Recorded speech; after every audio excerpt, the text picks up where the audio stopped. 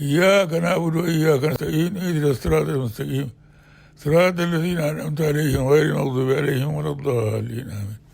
اللهم صل على سيدنا محمد الفاتح لما أمرك والخاتم لما سبق ناصر الحق بالحق والهادي إلى صراطك المستقيم وعلى آله حق قدره ومقداره العظيم سبحان ربك رب العزة عما يصفون وسلام على المرسلين والحمد لله رب العالمين.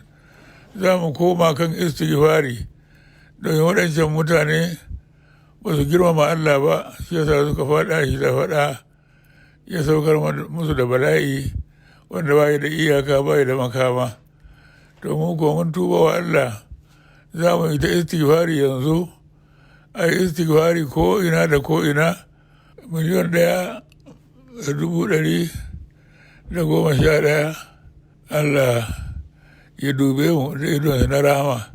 To in an yi wannan istighfari sai a yi ihu shi ma 1,111,000 da kuma asa hasbunallahu 1,111,000. To in an yi wannan ko ina da ko ina da fatihi a wannan lissafin wanda bai iya salatul fatihi ba kowane salatin annabi ya iya za a yi tawassuli da shi. Allah ya yi mana bala'in da ya sauka a Najeriya.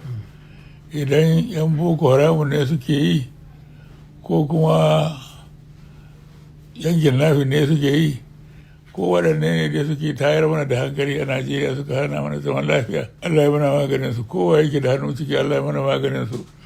Allah ya nuna masa ƙarfi, Allah ya nuna masu ƙarfinsa, ya kama ya matsuke, ya ba mu lafiya da zaman lafiya. Ko da gwamnati ce take son ta samu ta bukata a cikin yin tada wannan hankali, kowa da kowa ne, kowa ma ya tada hankalin jama'a Najeriya, shi ma Allah ya tada hankalinsa. Allah ya ba mu lafiya da zaman lafiya da kwanciyar hankali.